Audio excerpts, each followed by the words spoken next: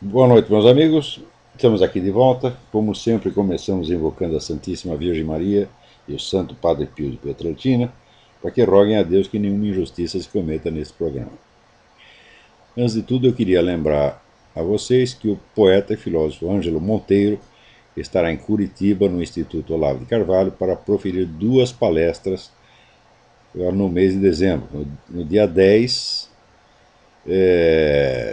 sexta-feira, às 15 horas, autobiografia de Ângelo Monteiro. Isso deve ser muito interessante. No dia 11, sábado, às 15 horas, a filosofia e a poesia, para além de uma leitura crítica. Então ficam aí esses dois avisos. Não percam, quem estiver em Curitiba, não perca as palestras do Ângelo Monteiro, que é um grande orador, um grande conversador.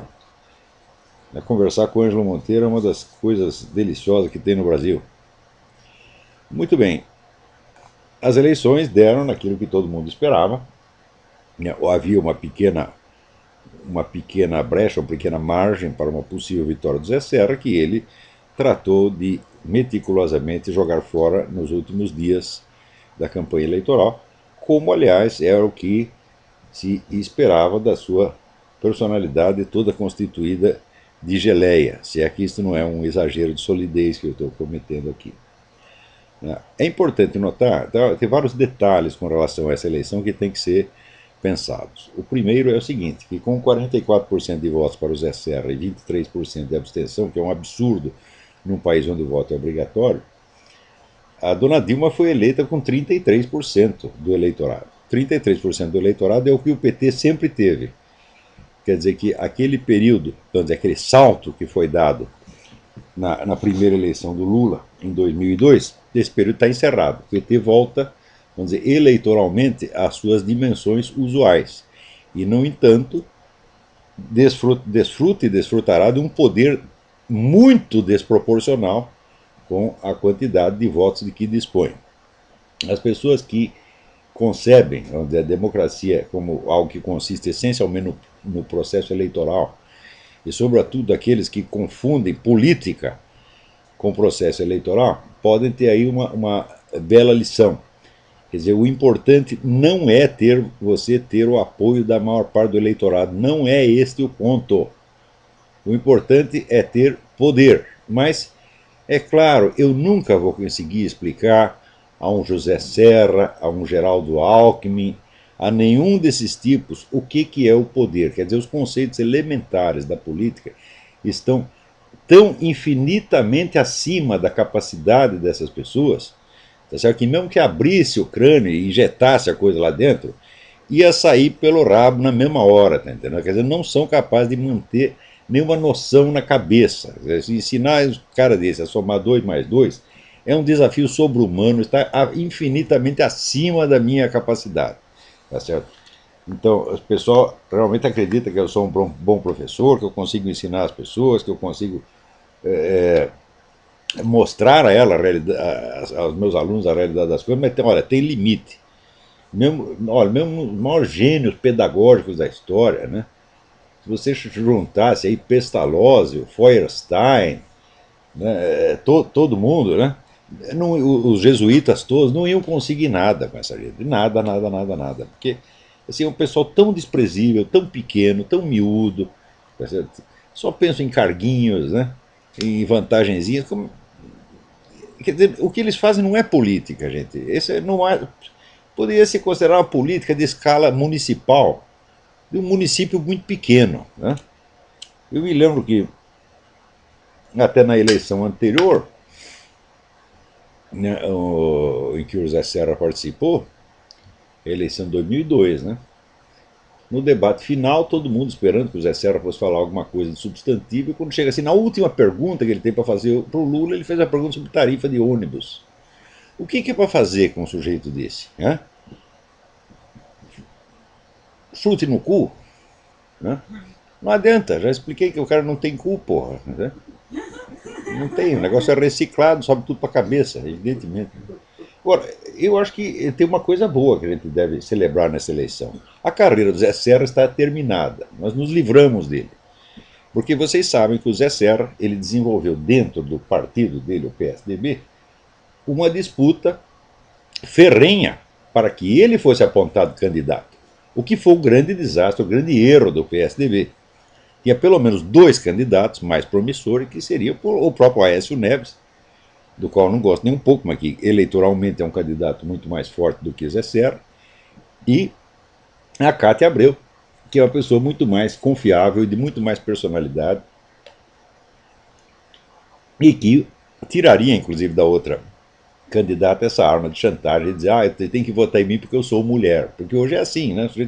Ora, você tem que votar em mim por causa das minhas características de nascença, né? Eu sou mulher, eu sou preto, eu sou índio, né? Ou então pelas suas preferências sexuais. Tem que votar em mim porque eu sou viado e assim por diante, né? Quer dizer, ninguém está perguntando, ninguém quer saber se o sujeito é mulher, se é preto, se é japonês, se é viado. Nós queremos saber o seguinte: qual é a sua capacidade, porra? Entendeu? Ninguém vai me dizer que viado não tem capacidade. Júlio César é o maior viado de Roma e foi um grande governante, sem dúvida, né? Então, isso aí não é motivo. Você votar no sujeito por ele ser viado, por ele ser machão, é coisa. É viadagem, para dizer a verdade, né? Nos dois casos, né?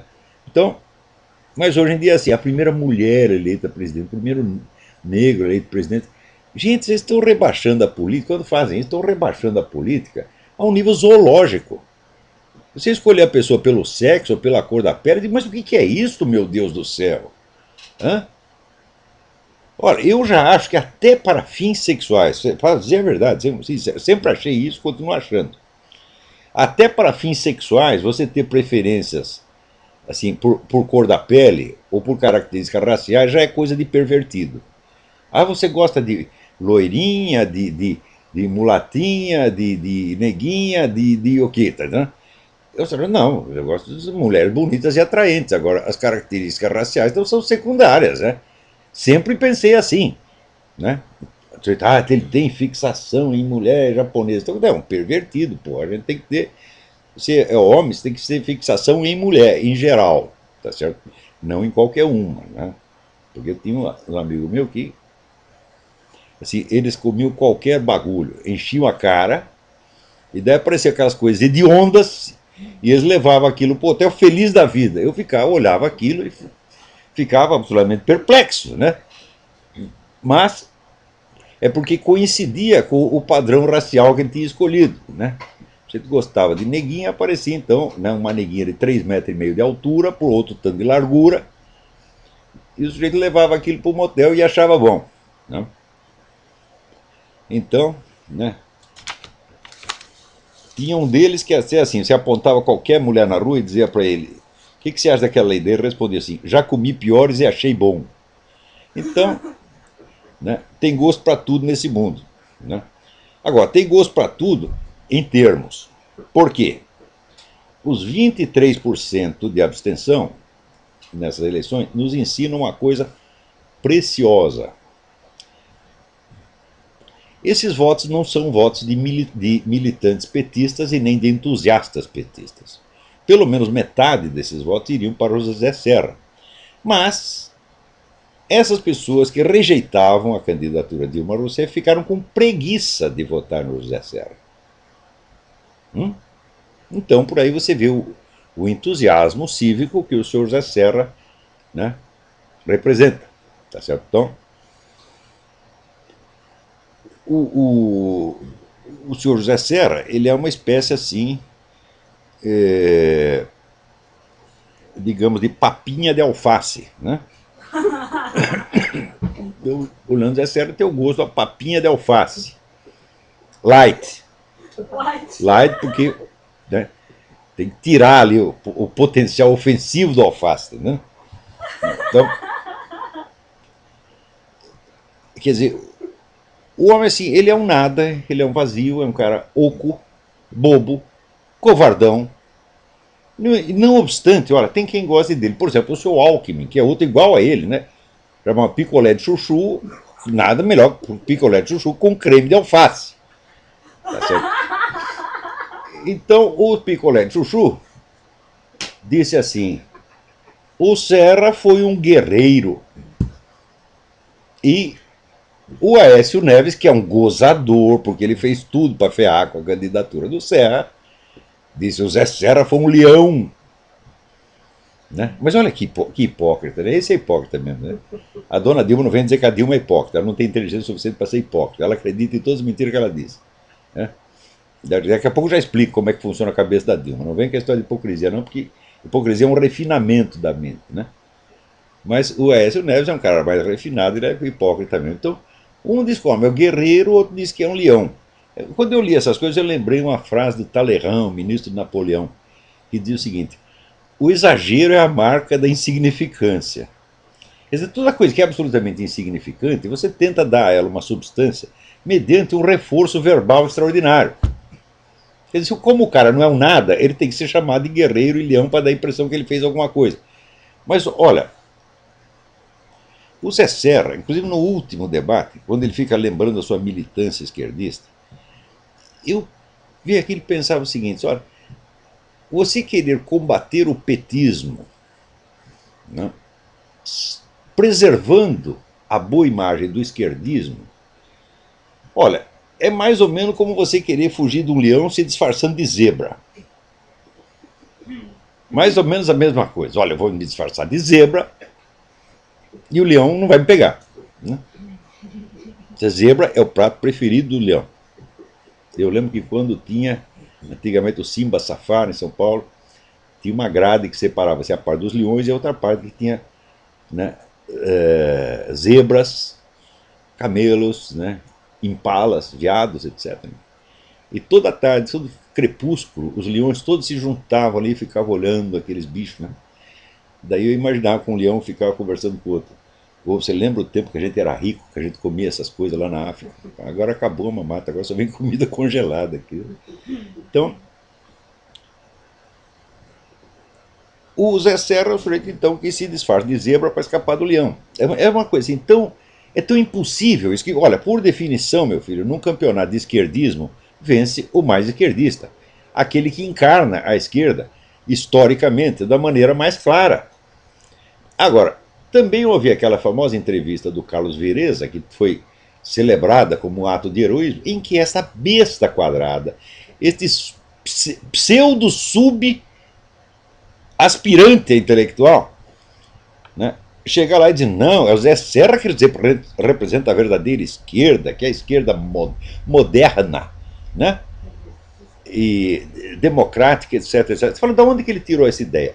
Historicamente, quem representa a esquerda é o Partido Comunista e os outros movimentos radicais que o acompanham. Isso é que é historicamente a esquerda. Né? Maciçamente, não adianta você querer dizer, quer dizer, depois que melou tudo, não adianta você querer dizer não, esquerda eram os que estavam contra isso. Muita gente ficou contra isso porque queria coisa pior. Por exemplo, Trotsky ficou contra Stalin porque achava que Stalin era um pouco direitista, não era suficientemente esquerdista, porra. E Trotsky foi o negro que mandou matar a família real até os últimos, e que depois mandou matar os marinheiros lá se rebelaram, mandou matar todos. O Trotsky era o comandante militar do negócio, né? Então, evidentemente, não era flor que se cheire.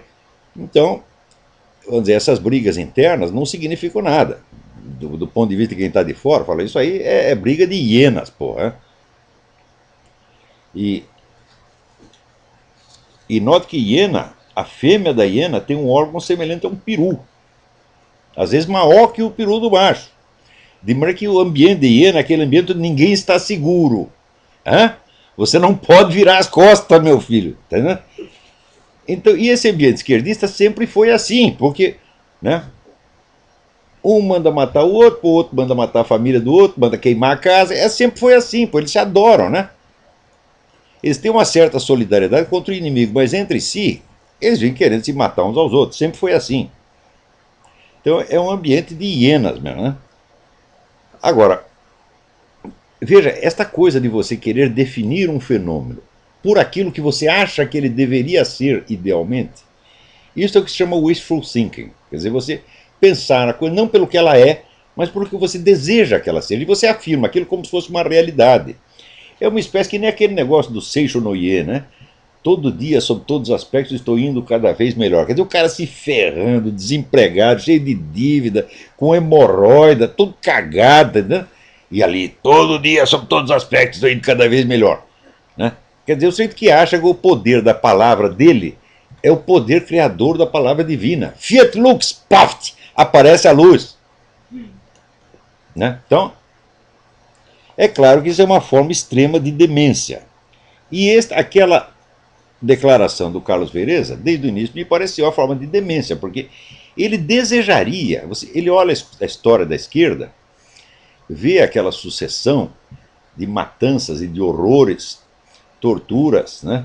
Milhões e milhões de pessoas na prisão por nada, por delito de pensamento, ele olha tudo isso e diz, porra, nós só fizemos merda, seria bom que a gente fosse outra coisa, que a gente fosse cor-de-rosa, que a gente fosse bonzinho, e daí ele afirma isso, né?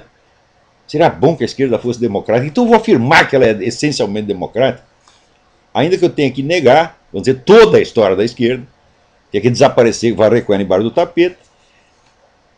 Então, no caso brasileiro, apagam-se 40 anos de história do PT, né? Além de 70, 80 anos de história do Partido Comunista Brasileiro, de 60 anos de história do PCB, etc, etc. Apaga-se tudo isso e se pega um sujeito xoxo, que é um meia-bomba, né, um tucano, um murista, e diz que ele representa a verdadeira esquerda.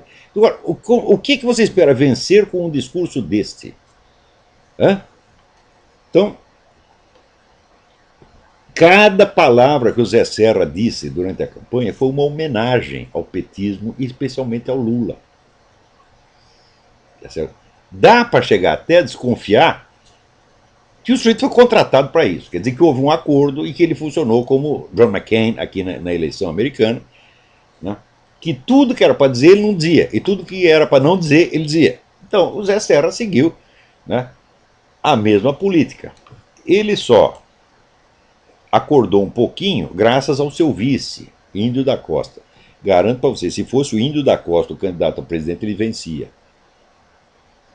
Porque a admiração que ele suscitou no país inteiro pela sua coragem, pela sua sinceridade, olha, dá para eleger um presidente. Quer dizer, a imagem de sinceridade, honestidade e honradez que ele passou é de um presidente. Agora, o Zé Serra passa a imagem do oportunista puxa-saco do adversário. Quer dizer, isso é uma coisa, aliás, tipicamente paulista. Né? Nas classe alta paulista, você ser covarde, puxa-saco, psicofanta, é sinal de boa educação e de polidez, de boa alma e até de cristianismo. Vocês querem ver uma coisa? Aqui me passaram um documento. Eu não sei se o documento é autêntico, mas acho que é. Olha aqui. Um comunicado que o senhor Abílio Diniz passou a todos os gerentes dos seus supermercados. Ontem o Brasil foi às urnas e Dilma Rousseff foi eleita presidente da República. Estou feliz com a sua vitória. Venho agora dizer que confiei meu voto a Dilma Rousseff. Estou feliz com a sua vitória e espero que o Brasil e os brasileiros tenham com ela um grande governo, com a continuidade do desenvolvimento sustentável. E aí vai, são duas páginas de besteira. Quer dizer, um sujeito que foi sequestrado por organização de esquerda, né, que teve que fugir pelo esgoto, chegou em casa todo estuporado, tá entendendo? E agora fica puxando o saco dessa gente. Quer dizer, isso é claro que é síndrome de Estocolmo, mas a síndrome de Estocolmo em São Paulo é tida como um mérito moral. É sinal de que, eu não sou um cara vingativo, eu perdoo todo mundo, né?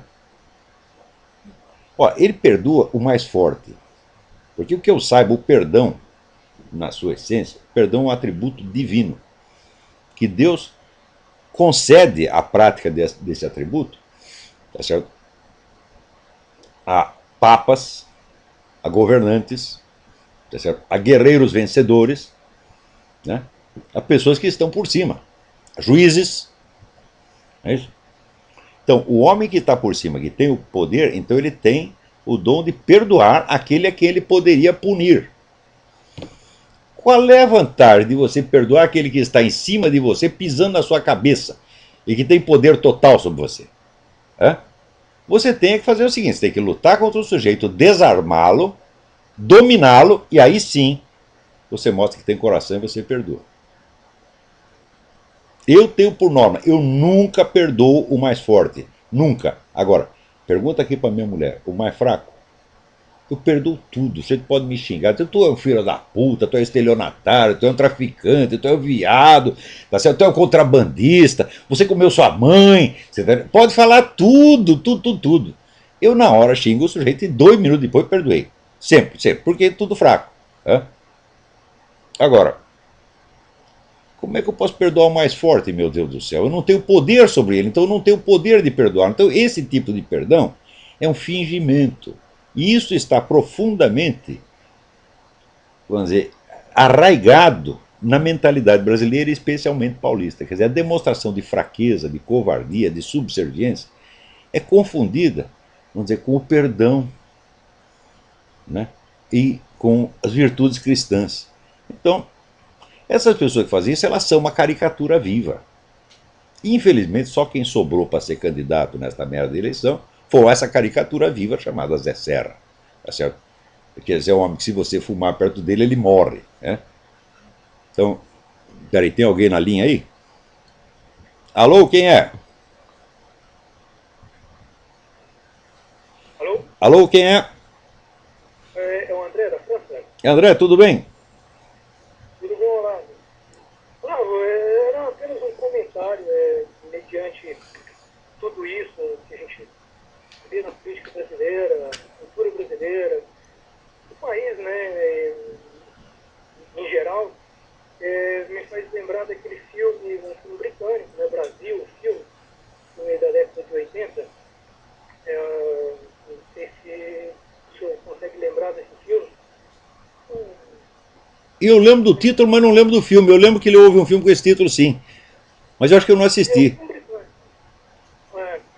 Por acaso é uma comédia, um drama, uma comédia, uma ficção científica, né? E, e o filme, na verdade, eu recomendo para quem nunca viu esse filme, que veja, porque realmente é o retrato do nosso país, né?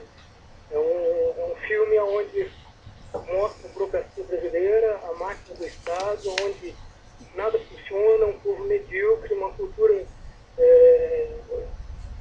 vazia, né, onde as poucas pessoas que tentam fazer alguma coisa, que é o caso do nosso país, as poucas pessoas que tentam fazer alguma coisa, elas são barradas, elas são, há sempre um empecilho, e no final das contas, né, no enredo do filme, no final, o mocinho da história, que luta para mudar alguma coisa, no final ele perde, ele fica preso com a máquina, uma espécie de tortura mental, né? Mas você vê, isso aí é o que dizia o poeta Mário Faustino. Ele dizia que a sociedade brasileira é baseada na destruição ou na autodestruição dos melhores. Quer dizer, a pessoa, tanto ser desprezada, pisada, tá, ela acaba contraindo o vício. Então se autodestrói preventivamente para que não a destruam. Quer dizer, o número de brasileiros que se autodestruíram, inclusive o meu querido amigo Bruno Tolentino, morreu muito mais cedo do que devia, e desde que chegou ao Brasil entrou num processo de autodestruição, induzido pelo meio, tá certo? E acabou morrendo mesmo. Então, olha, eu quando era jovem descobri que eu não devia fazer isso. Quer dizer, que eu jamais deveria me julgar a mim mesmo pela opinião dos invejosos, dos incapazes, etc, etc. Agora, quem dizia Nietzsche, quem não sabe desprezar não sabe respeitar, e também tem o inverso, quem não sabe respeitar não sabe desprezar, tá certo? Então, no Brasil, o respeito e o desprezo já estão completamente invertidos. E a eleição da Dilma mostra isso, porque essa mulher é absolutamente desprezível sob todos os aspectos. Se você pegar o Lula comparado com ela, o Lula é um príncipe comparado com Dona Dilma, tá certo? Então, Olavo, não, é interessante notar que no meio disso tudo, os valores estão tão invertidos, mas de uma forma tão absurda, que a gente corre o risco, muitas vezes, de perder amigos, perder familiares que ficam contra a gente. mas para Né? que essas amizades, meu Deus do céu? Mas quando essas pessoas ficam contra mim, eu sempre digo assim: Ainda bem, porque o que eu fiz no mundo para merecer um amigo de merda como você? Eu não fiz nada de errado, por que você quer ser meu amigo? Porra! É? Então, Realmente, a sociedade hoje brasileira é realmente. A gente está indo para um buraco sem fim. Eu acho que a solução do Brasil só se for um milagre divino, só for um milagre. mas olha, milagre não acontece quando as pessoas estão rezando para que não aconteça, porra. Tá entendendo? Infelizmente. Eu acho que no Brasil está todo mundo querendo a degradação. Por quê? As pessoas, por ser uma sociedade muito confusa, as pessoas são inseguras. Na verdade, nós herdamos essa insegurança, já veio de Portugal, porque Portugal, durante 8 séculos, ficou o tempo todo assim: 3 meses os árabes dominavam, depois vinham os portugueses, dominavam mais 3 meses, então eles nunca sabiam quem mandava naquela porcaria. Né? Então, se você não sabe quem manda, você também não sabe qual é a regra do jogo. No Brasil, ninguém sabe qual é a regra do jogo. As pessoas não têm princípios, as leis não são aplicadas, então pode valer qualquer regra. Então, por causa disso, as pessoas ficam inseguras e elas criam uma necessidade exagerada do apoio e da afeição dos outros. O brasileiro é um carente afetivo perpétuo. Então, isso é a raiz de tudo o que está acontecendo. Esta insegurança pessoal, da qual todo brasileiro que eu conheço hoje em dia sofre, com exceção deste que vos fala. Eu não preciso da afeição de ninguém. Enfie sua afeição no cu. Ah? Para você gostar de mim, você tem que provar que merece, seu filho da puta. Você tá entendendo? Agora, chega aí um bosta, mentiroso, salafrário, vagabundo, quer ser meu amigo? Fala, meu amigo? Ô, pô, você tem que comer muito arroz e feijão para ser meu amigo? Pô, o que é isso? Se eu te aceitar como meu aluno, é muita coisa. E ó, lá no fundo da classe fica quietinho, não enche o saco. Você já pensou, por exemplo, se o Zé Serra vem querer ser meu amigo? Hã? Pô, o que eu fiz para merecer uma humilhação dessa? Pois você não acredita? Uma vez, tem um cara de um partido político no Brasil veio me oferecer, era assim, $5 mil para eu escrever 5 artigos a favor do partido dele. Eu digo, mas meu amigo, eu escrevo de graça a favor do seu partido se o seu partido estiver fazendo a coisa certa. Agora eu pego os seus $5 mil e enfio no cu. O que eu fiz para merecer essa afronta de você vir me oferecer dinheiro para escrever para o seu partido? Agora o Brasil está cheio de gente que aceita dinheiro de partido, cheio de jornalista, de coronel do exército, tá certo? Todo mundo está pegando dinheiro do partido para escrever a favor. Por que é isso, porra? Hã? A nossa cultura é o dinheiro, né? O Deus Mamon, ele está acima de. O brasileiro é o povo mais dinheirista do universo. Mais dinheiro. O Brasil só pensa em dinheiro. Assim, e não é porque ele quer ficar rico. Não, ele tem medo de ficar sem dinheiro na semana que vem. Quer dizer, um povo que está sempre com o cu na mão, você entendeu? É um povo de covarde. É uma coisa horrorosa, medonha, degradante. E eles consideram que isso é educação. Eu digo, olha, na minha geração, era essa educação que já se passava para as pessoas. Né? Mas algo me disse que aquilo estava errado. Graças a Deus. Continuar acompanhando o programa aqui, eu só queria fazer uma pergunta com relação ao curso de filosofia. Eu andei lendo aqui no site, né, no seminário de filosofia, e eu vi que, né, para o curso tem algumas leituras que são exigidas, né, de livros. Para quem está fora do Brasil, esses livros. Funciona igualzinho. Vamos dizer, eu não sobrecarrego as pessoas com leituras, porque o nosso curso não é dado na base do estudo de autores, mas do estudo de problemas concretos, para os quais, às vezes, a bibliografia existente é muito pequena.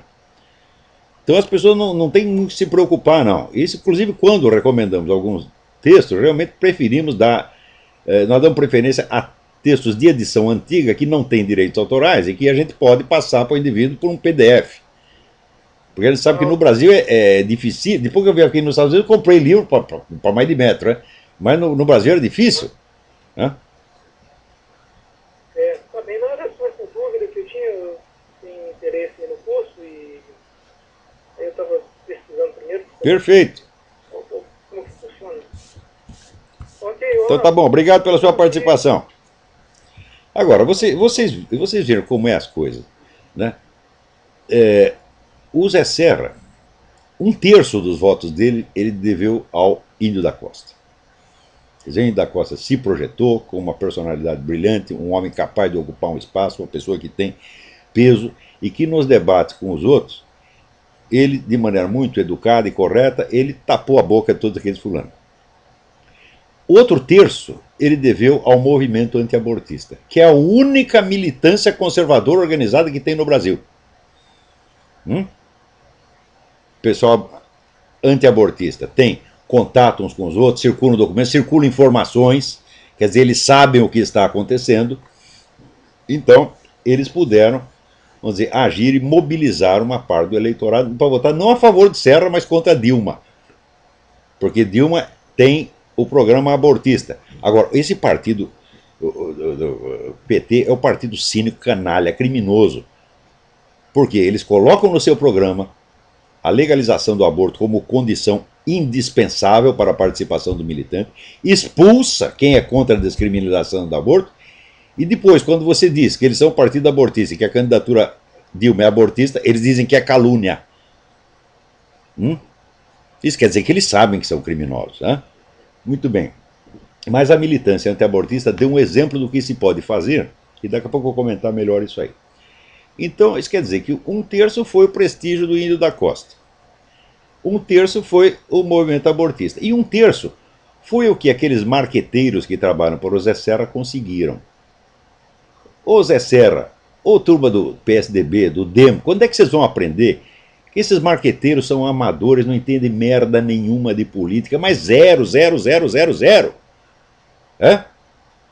Agora, a confiança que tem em marqueteiro é uma coisa incrível. E o marqueteiro então vai lá e cria aquela imagem bonitinha, né? Do sujeito, uma imagem toda empoada, cor-de-rosa, constituída exclusivamente de bom mocismo, e quer que o sujeito vença com isso. E os caras. Agora, quando chega alguém que estudou o negócio, explicou, olha, é assim, eles não querem ouvir, porra. Porque no Brasil o conhecimento é uma coisa ofensiva.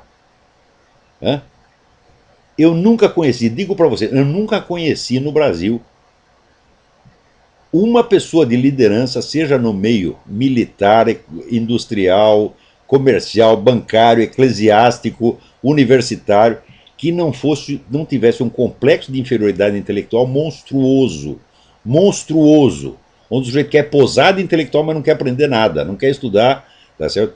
Mas ele gostaria de ser intelectual. Aqueles caras que dizem assim, eu vou primeiro ganhar um dinheirão e daí eu vou, depois quando eu for um cara rico, daí eu vou escrever livros maravilhosos. Isso é impossível, meu Deus do céu. Então, quer dizer, todos acham que a atividade intelectual é uma espécie de hobby, ao qual você vai se dedicar quando você se aposentar. Não entende a seriedade, o profissionalismo da atividade intelectual, nem tem a menor ideia disso. Ser intelectual para eles é uma questão assim de publicidade, é questão de imagem apenas. Então, evidentemente, quando eles veem um cara que tem estudo realmente, eles sentem assim, sabe, de um lado tem uma bolha de sabão, do outro lado tem uma bola de ferro, encosta uma na outra, o que você dá? O que vai dar? A bolha de sabão explode, evidentemente. Então eles se sentem muito mal por causa disso e querem acabar com você, pô. Claro que não acabam. Porque quando você pega um homem que tem solidez, que estuda, que está, vamos dizer, passou a vida buscando a verdade, mas buscando dia e noite, tá certo? Em vez de aderir a uma pseudo-verdade aos 15 anos e sair, continuar proclamando aquela porcaria o resto da vida, uma pessoa assim tem solidez e tem alguma personalidade, meu Deus do céu. Então esses camaradas, vamos dizer, perto de mim, eu sempre senti que eu estava falando com criança. Se juntasse uma assembleia de 2.000 desses, eu fazia bu! Eles saíam todos correndo. Sempre foi assim, porra. Sempre morreram de medo de mim. É uma coisa. Eu ficava com vergonha por eles, porra. Sempre foi assim. E o brasileiro, quando ele fica com medo, ele tenta se fazer de importante, né? Para ver se tem um pouco de alívio. Então, por isto mesmo, esta eleição trouxe uma coisa muito boa que foi, vamos dizer, a restauração da dignidade da posição pública da Igreja Católica, graças ao Papa Bento XVI, que num gesto inspirado, abençoado, cobrou dos bispos o que todos eles já sabiam que era sua obrigação, mas ninguém queria cumprir. Por quê? Porque todos querem ficar bem na fita, quer ser amigo de todo mundo e quer ser amado pelos seus fiéis. Não é isso? Então, ó, nós estamos aqui para pregar o amor a Deus e não o amor a nós mesmos, você está entendendo? Agora, o bispo não, ele quer que os fiéis cheguem lá, beijem a mão dele, chamem de eminência, né? Dê no tratamento como se ele fosse um pai. Todos querem isso, então estavam lá todos no seu canto, quietinho no seu canto, deixando a candidatura abortista crescer, crescer, crescer. O Papa chegou e mandou parar com essa porcaria. E por incrível que pareça, eles se mobilizaram. Agora, o partido do seu Zé Serra, veja o que faz. Na mesma semana, vem este bosta desse governador de São Paulo, Alberto Goldman, para dizer que a atitude do Papa foi inadequada. Inadequada. É? Olha, combater o abortismo é obrigação de todo católico há muitas e muitas décadas, meu Deus do céu. Isso é doutrina que está incorporada na igreja, tá certo? Isso é doutrina mesmo da igreja, isso não é opinião do Papa, como disse essa merda dessa Dilma Rousseff. O Papa tem direito a ter a opinião dela. A opinião dela é o caralho. Primeiro que você diz que é católica, então teoricamente é a sua opinião também. É isso? A não ser que a senhora não tenha sido eleito só presidente do Brasil, mas também papisa. Né? Então,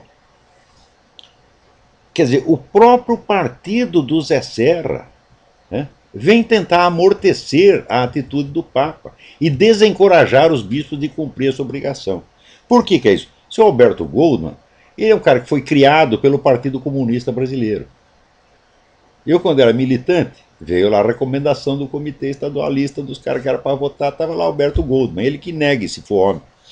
Né? Então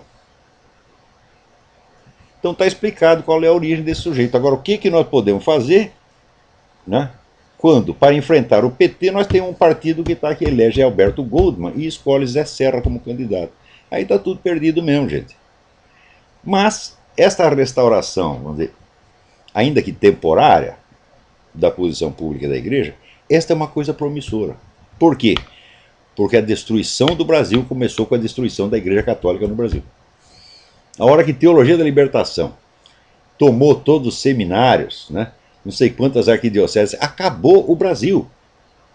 Porque, olha, eu vou lembrar para vocês o que dizia o general Charles de Gaulle, que a identidade nacional de um país consiste de três coisas: língua, religião e alta cultura. Alta cultura não existe mais. Né?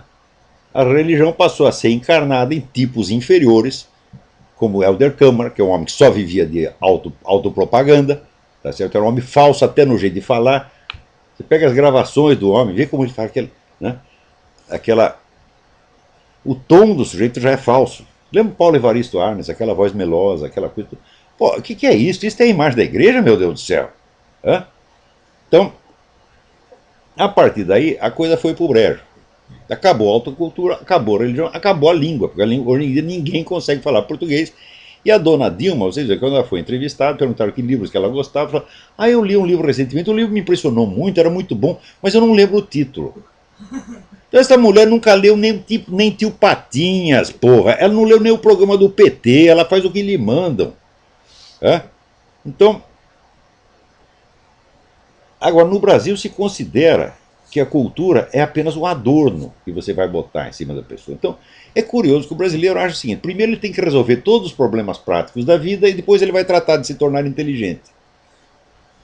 Como é possível uma coisa dessa? É? Você dizendo, por exemplo, esse pessoal todo admira muito, né? O pessoal petista. O Lula, por exemplo, admira Getúlio Vargas. É? E quer ser o Getúlio Vargas. Getúlio Vargas é um homem de alta cultura. Getúlio Vargas sabia trechos de Nietzsche de cor. Era o livro de cabeceira dele, era um livro que eu não recomendaria, mas ele lia Nietzsche e sabia aquilo de cor. Então, não era um qualquer, não era um idiota, tá certo? Agora, onde é que você vai achar no mundo um grande estadista que não tem alta cultura? Isso não existe, minha gente, isso é impossível. Você pega aqui Abraham Lincoln foi um dos maiores escritores da língua inglesa. Pega o Winston Churchill, mesmíssima coisa. Você pega o próprio Charles de Gaulle, o homem escrevia que era uma maravilha. Então, isso aí, vamos dizer, a alta cultura é condição preliminar, todos têm que ter. E não vem com a história que você foi de origem pobre, porque eu fui de origem mais pobre do que você. É? Né? Então, peraí, tem alguém na linha aí. Alô, quem é? Alô, Sim, perfeitamente. Oi, aqui é Flávio de Aracatuba. Flávio, tudo bem? E eu queria saber, tudo ótimo. E eu queria saber o seguinte, a gente assistiu 8 anos de PT fazendo essa palhaçada toda, você ligava a televisão e só ouvia falar de roubalheira, de escândalo de corrupção, chegou a enjoar, tanto escutar isso na televisão. E nem assim o brasileiro tomou vergonha na cara para votar no menos ruim, votou no mesmo, fez a palhaçada toda. Então agora para a turma largar o osso vai ser bem difícil. Eu estou dizendo, mas olha, 8 anos atrás eu já dizia, eles não vão largar nunca. Se vocês pensam que o PT é um partido normal, que está disposto a ter rodízio no poder com outros partidos, vocês estão completamente enganados. O PT é um partido revolucionário que veio para desmantelar a máquina do Estado e remontá-la à sua imagem e semelhança. E ele fez isso. O próprio Lula, ele diz que se orgulha de que o novo paradigma petista já está instalado no Brasil. Continue. Então agora que eles não compraram até agora, eles compram. E eles têm que estar comprados, eles recompram, com mais bolsos e bolsos, né? Agora eu queria saber o seguinte, dessa putada que tem dos radicaizinhos aí, Marco Aurélio Garcia, Franklin Martins, essa turma, quando eles deitam na cama à noite, em vez de contar carneirinho, que é o que eles queriam fazer, o que eles sonham, hein? Com a Cuba, com a Venezuela, com a China? O senhor acha que eles têm algum modelo que eles almejam? Ou é só roubar mesmo, encher o bolso de dinheiro, ficar no poder para sempre e tá bom para eles? Olha, essa pergunta pressupõe que existe, assim, o comunista sincero e o comunista ladrão. Eu digo, a diferença não existe. O comunismo é uma coisa essencialmente corrupta desde o início e desde a raiz. Tá certo? Então, você roubar é aumentar o poder. E você alegar um ideal futuro, esta é a prática normal desde que existe esse movimento. Por um motivo muito simples. Se o sujeito diz, eu tenho o plano do mundo melhor a ser realizado. Bom, o plano está lá no futuro. Como é que nós vamos realizar? Primeiro, nós precisamos adquirir o poder de realizá-lo. Então, você tem duas etapas. Primeiro, a conquista do poder. Segundo, a realização do mundo maravilhoso. O mundo maravilhoso continua hipotético e futuro, por definição. Mas a conquista do poder é a parte real da história. É? Então você vê, por exemplo, quando subiu Stalin ao poder, qual era a função de Stalin no Partido Comunista? Era assaltar bancos e roubar trens para dar dinheiro para o partido. Era um assaltante. E por isso mesmo subiu. É? Agora, você acha que o sujeito vai ficar assaltando e roubando para o partido durante 10, 20 anos e não vai pegar nem um pouco de dinheiro para si? O bom ladrão, meu filho, não existe. É? Então, todos eles sempre assim, sempre...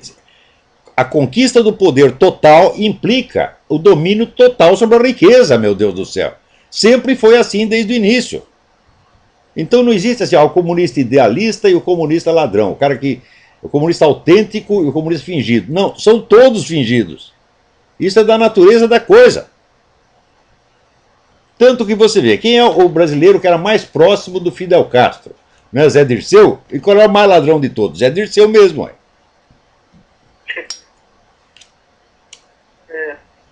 Então tá bom, professor. Muito Agora, até hoje você ouviu falar de roubalheiras. A diferença é que você não vai ouvir falar mais.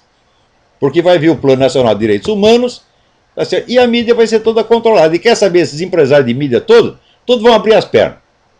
Vão pedir uma vantagenzinha qualquer e vão todos abrir as pernas. O amor deles à liberdade de imprensa é assim, é puro oportunismo. É só na hora que lhes interessa. Porque já se venderam. Que liberdade de imprensa você precisa para ocultar a existência do Foro de São Paulo durante 16 anos? Eles já controlavam a imprensa em nome do PT e faziam tudo que o PT queria. Agora, o PT reclama dessa gente, reclama de barriga cheia, porque mais do que a Globo incensou Lula e o governo Lula, é impossível. Então, não é necessário nenhuma liberdade de imprensa para você puxar o saco de quem está no poder, que é a principal ocupação da mídia. Exceto em raros instantes. Né? Agora, você vê, no Brasil, por exemplo, não criaram esse pessoal da elite, né, elite tucana, de dita elite liberal conservadora, não criou o tal Instituto Milênio.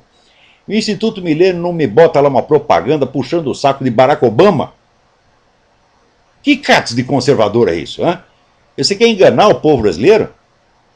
Quer dizer, a eleição do Barack Obama mostra, né, como a democracia americana é eficaz. Né? Não. A eleição do Barack Obama demonstra que a democracia americana é ineficaz. Porque a democracia que não é capaz sequer de examinar os documentos do candidato para confirmar se ele nasceu no país ou não, isso é democracia, pô. É que o pessoal pensa assim, em geral, a pessoa pensar coisas com base na realidade, nos fatos, é difícil. Em geral, as pessoas fazem raciocínios automáticos baseados apenas em palavras. Então eles identificam assim, o país tem eleições livres, então é democracia. Quer dizer, identificam uma coisa com a outra, mas isso é totalmente fetichista. A democracia subentende, em primeiríssimo lugar, o acesso à informação. Se você não sabe quem são os candidatos, como é que você vai escolher, meu Deus do céu? Agora, como saber quem é dona Dilma Rousseff escondendo o Foro de São Paulo durante 16 anos? E depois, quando começa a noticiar, noticia atenuado. Né? E quando a gente fala da ligação do PT-FARC, a mídia chegou a falar disso só em termos interrogativos. Ah, será que existe? Eu digo, mas como? Tem documento oficial. Tem um compromisso oficial assinado em 2001 por Lula da solidariedade integral às Farc. Está lá o documento assinado na Assembleia do Foro de São Paulo. Então não se pode colocar uma coisa dessa como interrogação. Porque se você coloca como interrogação, você já está enganando a plateia. Né? A interrogação quer dizer, tem sinais de que sim, tem sinais de que não. Me dê um único sinal de que o PT não tem nada a ver com as Farc. Então, me mostre um pronunciamento do PT contra as Farc. Um pronunciamento que o PT diz, olha, são assassinos, são sequestradores, tem que ir para a cadeia. Nunca disseram isso. Nenhum disse jamais. O que eles dizem é o seguinte, nós somos contra os métodos violentos, então nós propomos a transformação das Farc num partido político. Ou seja, eles propõem premiar 30 anos de crime com acesso ao poder político. Isso é ser contra? Não? Ora,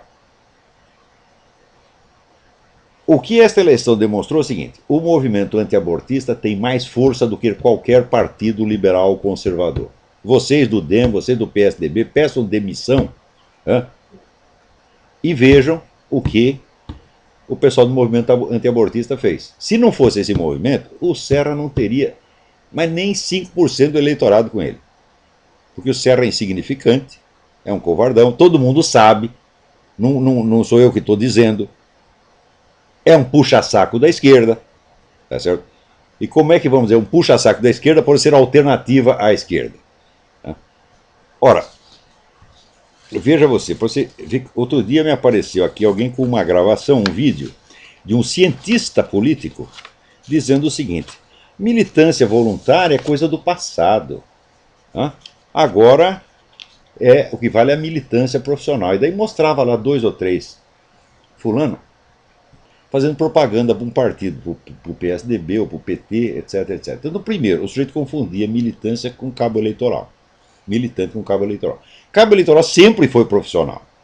Em segundo lugar, a militância sempre teve pelo menos 10% de profissionais. E se você diz que militância é coisa do passado, agora militância voluntária é coisa do passado, vai dizer isso para a turma do MST. Né? O MST tem condição de colocar 5 milhões de pessoas gritando na rua a qualquer momento. Né? Militância voluntária é coisa do passado. Você se lembra como caiu o Collor? Você acha que alguém espalhou dinheiro para todos aqueles milhões de pessoas que foram para a rua? Quer dizer, como é que um cara desse intitula cientista político? Mas garanto que, quando eu escrevi o meu artigo A Falta que a Militância Faz, imediatamente os políticos foram consultar um bosta desse. Mas o que você acha disso? Ele diz, não, militância é coisa do passado. O que precisa é cabo eleitoral pago. E os idiotas acreditaram, porra. Então, olha, qualquer atividade na esfera política, eu já dizia isso há anos atrás, qualquer atividade na esfera política eleitoral é tempo perdido, porque você tem que conquistar. Você só pode conquistar votos quando você já tem o poder. E o poder significa 2 coisas. Primeiro, significa hegemonia cultural. Você tem que dominar a atmosfera psicológica. E, em segundo lugar, significa o poder social que você tem. a influência que você tem sobre igrejas, clubes, sindicatos, escolas, etc, etc. Aí sim você pode se lançar na política eleitoral. A política eleitoral tem uma base sociocultural, meu Deus do céu. Hã? Agora, você fazer política em cima de uma base sociocultural que foi construída pelo seu adversário, você está lá pedindo para levar tapa na cara. Isso quer dizer o seguinte: o Brasil precisa de uma urgente reconstituição da dignidade cultural e, sobretudo, religiosa. São os três elementos: língua, religião e alta cultura. Então vamos restaurar a língua, vamos restaurar a Igreja Católica e vamos restaurar a alta cultura. Se você fizer isso, talvez daqui 30 ou 40 anos você possa se livrar do PT. Talvez. Porque nesse ínterim, enquanto o PT está no poder, a degradação prossegue. Você vê aqui fenômenos como esse Tiririca, por exemplo, né, seriam inconcebíveis. Quer dizer, voto de palhaçada sempre houve. Quer dizer, a sátira, o voto satírico, sempre houve. Mas nesse nível não, do sujeito dizer: vocês têm que votar em mim porque eu sou incapaz. Vocês têm que votar em mim porque eu preciso de dinheiro. E o cara ter essa votação toda que teve, né? Isso só foi possível por quê? Porque o Tiririca não é muito diferente do Lula. O Tiririca tem a mesma cultura do Lula, ele só não tem a experiência sindical que o Lula teve. O Lula teve um aprendizado no partido, ele sabe, né, como funciona o partido, essa mecânica toda ele conhece, e ele sempre teve a habilidade de lidar com os vários grupos dentro do partido. Então tem aquela esperteza pragmática de político do interior, né, injetado com um pouquinho de teologia da libertação, um pouquinho de comunismo na cabeça. Essa é a diferença insubstancial entre ele e o Tiririca. Garanto que o Tiririca é até mais culto do que a dona Dilma. Se o Tiririca perguntar: Tiririca, me diga o nome do último livro que você leu. Tiririca lembra, porra. Hã? Eu li o Almanaque da Mônica. Hã? Ele não vai esquecer o Almanaque da Mônica. Tá, agora, a dona Dilma leu o Almanaque da Mônica e depois não lembra que se chama Almanaque da Mônica, porra. Então, quer dizer que o voto no Tiririca foi a expressão da situação. E a situação daquelas que dizia: Karl Kraus não pode ser satirizado porque elas são satíricas em si mesmo. Foi nisso que o PT transformou a política brasileira. E vai ficar pior. Porque o número de mentiras circulantes que um povo pode suportar é limitado. Você tem direito a uma certa cota de mentiras. Isso acontece na nossa vida pessoal também. Uma mentirinha de vez em quando, ué, todo mundo diz. Chega o cobrador na porta, você vai lá, diz que eu não estou. Quem já não fez isso na vida, porra? Eu vivo atendendo aqui, veio o cara do telemarketing, Mr. Olivo de Carvalho. He's not available now. Ele não está disponível no momento. Eu vivo fazendo isso, essas mentirinhas, tá, gente? É uma questão de sobrevivência, não tem como escapar, né? Antes de dizer que você não pode nem mentir para o ladrão que pergunta onde está escondido o dinheiro. Mas isso é um exagero, evidentemente, né? Então, mas qual é a quantidade de mentiras, né? Então você diz uma mentira para o cobrador, né? Depois você diz uma para o seu empregado, você diz uma para o seu patrão, você diz uma para a sua mulher, você diz uma para o seu filho, você diz outra para você mesmo, você mente para a sua mulher e para a sua amante, para as suas 3 amantes, né? E assim por diante. Chega uma hora, meu filho, que você está confuso. Você perdeu o senso da verdade e do erro, né? Então daí você aceita votar numa Dilma sabendo que ela não presta. E você vota nela porque ela não presta. Então, quer dizer, isso aí já não é mais nem degradação moral, isso aí já é decomposição da inteligência. É decomposição do senso de sobrevivência, do instinto de sobrevivência. Então, se você acha que uma coisa dessa pode se enfrentar por meios eleitorais, quer dizer, isso é de uma superficialidade absolutamente psicótica. O país começa, meu filho, realmente com religião e alta cultura. Foi a religião que criou o Brasil, foi a religião que criou os Estados Unidos, foi a religião que criou a Rússia, foi a religião que criou todos os países do mundo. Eu tenho aqui atrás de mim o retrato de Santo Olavo, que foi o cara que criou a Noruega. Tá certo? Nunca, nunca, nunca houve uma civilização que surgisse sem base religiosa. Isso não existe, isso é uma besteira. Quando o cara fala de civilização leiga, Isso é uma bobagem. A civilização leiga é assim, é um mandato tampão entre a civilização cristã e a civilização muçulmana. Os muçulmanos adoram a civilização leiga do Ocidente porque sabem que é uma coisa que se autodecompõe e que depois eles ocupam facilmente.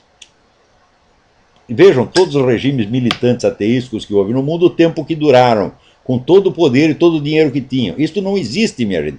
Por quê? Não é natural. A visão que as pessoas têm, a visão terrestrializada, como dizia Antônio Gramsci, a visão que só aceita aquilo que é, vamos dizer, materialmente sensível no momento, ela não é natural. Não é natural porque o homem, o ser humano, ele vive dentro de um círculo que é aquilo que ele enxerga, e ele sabe que para além daquilo que ele enxerga existe o infinito. Quer dizer, o infinito é a verdadeira escala do pensamento humano. Agora, se você quer fechar tudo no finito, você é que nem um avestruz, você não quer enxergar aquilo que existe para mais além. E se você tapa a transcendência, você só fica com a imanência. Imanência é o buraco onde o avestruz coloca a cabeça. Então, não importando quanto poder você tenha, você não vai durar, você vai cair, porra. Veja o que está acontecendo nos Estados Unidos, é uma coisa tão óbvia. À medida que decresce a religiosidade da população, o país vai para o brejo. É uma coisa tão evidente. E quando se restaura a religião de um país, mesmo quando o fazem pelos meios errados, por exemplo, se a gente vai lá para uma ditadura e baixa lá a moral cristã, eu sou completamente contra isso. Eu acho que a moral cristã não pode se impor dessa maneira, porque isso é um projeto revolucionário, mas mesmo quando faz isso, não por ter sido por meio autoritário, mas pelo simples conteúdo religioso voltar a circular, a nação se levanta, tá certo? As inteligências se restauram, tá certo? As esperanças começam a se delinear de novo na sua frente, e você enxerga o caminho e você sabe para onde ir. Isso é a coisa mais óbvia. A inteligência humana, ela é mantida pela providência divina. Nós não sabemos como isso funciona. Nós não sabemos como nós sabemos. Nós não compreendemos direito o processo da nossa própria inteligência. Mas nós sabemos que sem inteligência nós não vamos sair do buraco. E nós sabemos que nós não podemos dar para nós mesmos essa inteligência, que nós não sabemos de onde veio. Então, o caminho para a restauração do Brasil é a restauração da Igreja Católica, a restauração da alta cultura e a restauração do idioma. Se não fizer essas três coisas, meu filho, pode tirar o cavalo da chuva. Nada, nada, nada, nada vai dar certo nunca. Não vai dar certo nem pra porra do PT. Né? Nem para eles vai dar certo. Porque a hora que tiver o poder total, vai ser a interdestruição, como foi na União Soviética, como foi em Cuba, como foi na China, como foi em todos os lugares que essa gente dominou.